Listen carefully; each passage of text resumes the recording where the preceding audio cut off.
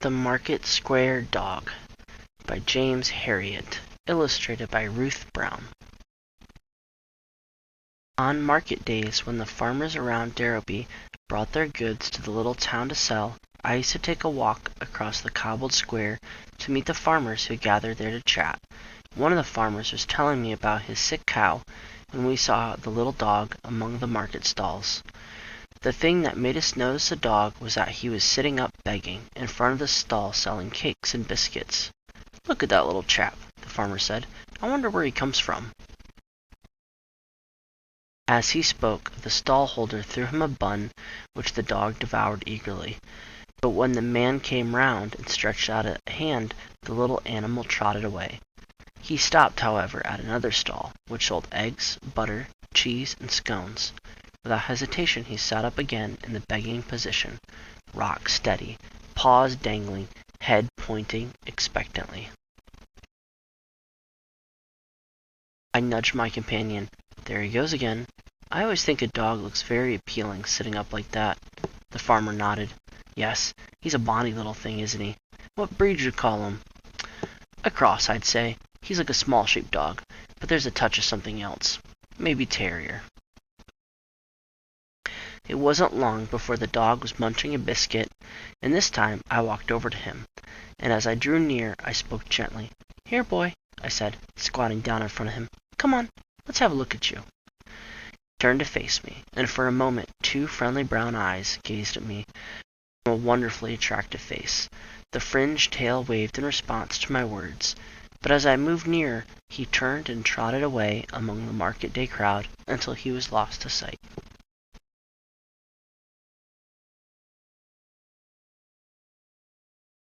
I was standing there trying to see where he had gone, when a young policeman came up to me. "I've been watching that wee dog begging among the stalls all morning," he said, "but like you, I haven't been able to get near him." "Yes, it's strange. You can see he's friendly, but he's also afraid. I wonder who owns him." "I reckon he's a stray, Mr. Herriot. I'm interested in dogs myself, and I fancy I know just about all of them around here, but this one's a stranger to me." I nodded. "I'm sure you're right. Anything could have happened to him. He could have been ill-treated by somebody and run away, or he could have been dumped from a car." "Yes," said the policeman replied. "There are some cruel people about. I don't know how anybody can leave a helpless animal to fend for itself like that.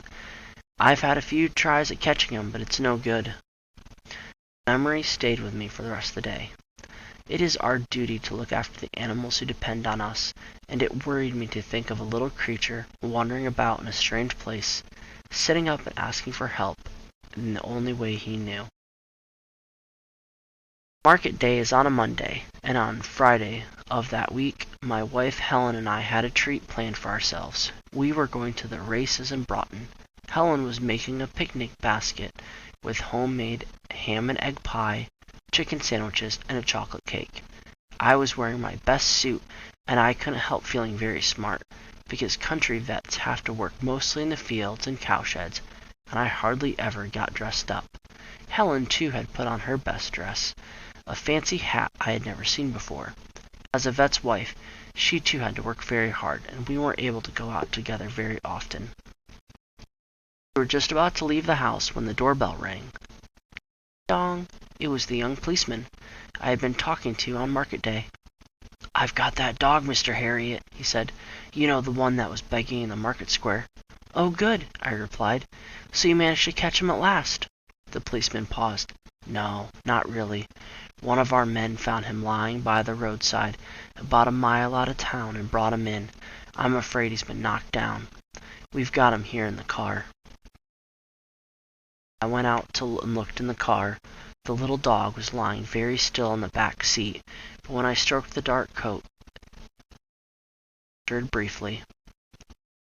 He still managed a wag anyway," I said. The policeman nodded. "Yes, there's no doubt he's a good-natured wee thing." I tried to examine him as much as possible without touching, because I didn't want to hurt him, but I could see that he had cuts all over his body and one hind leg in such a way that I knew it must be broken. When I gently lifted his head, I saw that one eyelid was badly torn, so that the eye was completely closed, but the other soft brown eye looked at me trustingly. asked the policeman. "Can you save him?" "I'll do my best," I replied. I carried the little animal into the surgery and laid him on the table. "There's an hour or two's work here, Helen," I said to my wife. "I'm very sorry, but we won't be able to make it to the races." "Never mind," she replied. "We must do what we can for this fellow." Rather sadly, she took off the fancy hat, and I took off my good jacket. Dressed in our white coats, we began to work. Helen was used to helping me, and she gave the anesthetic. Then I set the broken leg in plaster and stitched up the wounds.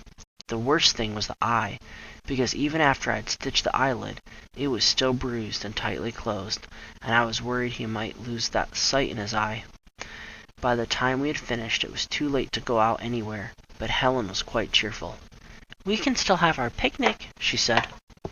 We carried the sleeping dog out to the garden and laid him on a mat in the lawn so we could watch him as he came round from the anesthetic. Out there in the old high-walled garden the sun shone down on the flowers and the apple trees. Helen put on her fancy hat again, and I put my smart jacket back on as we sat there, enjoying the good things from the picnic basket. We felt that we were still having a day out. But Helen kept glancing anxiously at the little dog, and I knew she was thinking the same thing as I was. Would he be all right after all that we had done for him? Even then, what was going to happen to him? Would his owner ever come to claim him? Because if they didn't, he had nobody in the world to look after him. He had been found by the police. He was classified as a stray and had to go into the kennels at the police station. When I visited him there 2 days later, he greeted me excitedly, balancing well on his plastered leg, his tail swishing. All his fears seemed to have gone. I was delighted to see that the injured eye was now fully open, and swelling down. The young policeman was as pleased as I am. "Look at that!" he exclaimed. "He's nearly as good as new again." "Yes," I said. "Has anybody inquired about him?" He shook his head. "Nothing yet, but we'll keep hoping, and in the meantime we'll take good care of him here." I visited the kennels often. Each time the shaggy little creature jumped up to greet me, laughing into my face, mouth open, eyes shining. But no one to want him. After a few more days, it was clear that no owner was going to claim him. My only hope was that somebody else would take him and give him a home. There were other stray dogs in the kennels, and on one visit I saw a farmer calling to collect his wandering sheepdog. Then a family was overjoyed at being reunited with their handsome golden retriever. Finally, a little old lady came in and tearfully gathered her tiny Yorkshire Terrier in her arms. But nobody came for my little patient. Various strangers came too, looking for a pet, but nobody seemed interested in him. Maybe it was because he was only a mongrel, and the people who visited the kennels wanted a more elegant dog. Yet I knew that he would make the perfect pet for anybody. A week passed before I went to the police station. The little dog's kennel was empty. "What happened?" I asked the policeman. "Has someone taken him?" The policeman looked very grave. "No," he replied. "I'm afraid he's been arrested." "Arrested?" I said in astonishment. "What do you mean?" "Well," he said, "it seems that it's against the law for a dog to go begging in the market square, so he's been taken into police custody." I asked, bewildered, "What are you talking about? A dog can't be arrested." The policeman, still very solemn, shrugged his shoulders. "This dog was." I still didn't know what this was about. I said, "Where is he now?" "I'll take you to him," the policeman replied. We left the police station and walked a short way along the road to a pretty cottage. Went inside, and there in the sitting room, curled up in his big new doggy bed, was my little friend. 2 small girls were sitting by his side, stroking his coat. The policeman threw back his head and laughed. "I've been kidding you, Mr. Herriot. This is my house, and I've taken him as a pet for my 2 daughters. They've been wanting a dog for some time, and I've got so fond of the sweet chap, I thought he'd be just right for him." A wave of relief swept over me. "Well, that's wonderful," I said. I looked at his kind face gratefully. "What's your name?"